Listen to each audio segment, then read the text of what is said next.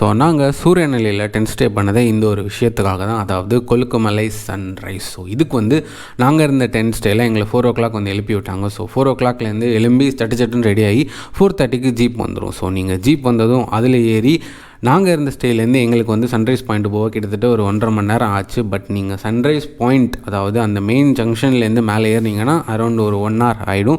So நீங்கள் வந்து அங்கே ஒரு 6 o'clock, அதாவது 6:15 இருக்க மாதிரி போங்க. அப்போ தான் உங்களோட சன்ரைஸை கிளியராக பார்க்க முடியும். ஸோ நாங்கள் கொஞ்சம் லேட்டாக போயிட்டோம், இருந்தாலுமே அந்த வியூ வேறு லெவலில் இருந்தது. அதாவது கிட்டத்தட்ட ஒரு 7,130 feet மேலே இருந்து ஒரு சன்ரைஸ் பார்க்குற ஒரு எக்ஸ்பீரியன்ஸ் எங்களுக்கு கிடச்சிது. ஸோ இந்த சன்ரைஸ் பாயிண்டில் இன்னொரு விஷயம் எல்லாருமே தேடுறது பேந்தர் ராக் தான். நீங்கள் அங்கே போனதுமே பேந்தர் ராக் எங்கேன்னு தேடுவீங்க. அதுக்கப்புறமா தான் ரியலைஸ் பண்ணுவீங்க நீங்கள் பேந்தர் ராக் மேலே தான் நின்றுட்டு இருப்பீங்க. ஸோ அங்கே வந்து அந்த ராக் முன்னாடி நின்று ஃபோட்டோ எடுக்கணும் அப்படின்னா அங்கே அவ்வளோ கூட்டம் இருக்கும். ஸோ லிட்டரலாக க்யூ நிற்கிற மாதிரி நின்று ஃபோட்டோ எடுத்துகிட்டு இருப்பாங்க. ஸோ நீங்கள் போனீங்க அப்படின்னா இதையும் பார்த்துட்டு அந்த பேந்தர் ராக்கோட ஃபோட்டோ எடுத்துகிட்டு அங்கேயே கொஞ்சம் நேரம் இருக்கலாம். பட் இந்த சன்ரைஸ் ட்ரிப்பில் உங்களுக்கு வந்து ஒரு 20 or 30 minutes தான் இருக்கும். ஸோ நீங்கள் அவ்வளோ நேரத்துக்கு தான் அங்கே இருக்க முடியும். ஸோ நீங்கள் இருக்க நேரம் அங்கே என்ஜாய் பண்ணிட்டு அதுக்கப்புறமா வந்துடலாம். அண்ட் லக்கிலி எங்களுக்கு இங்கேயுமே மிஸ்ட்டு கிடச்சிது. ஸோ நாங்கள் அதே என்ஜாய் பண்ணோம்.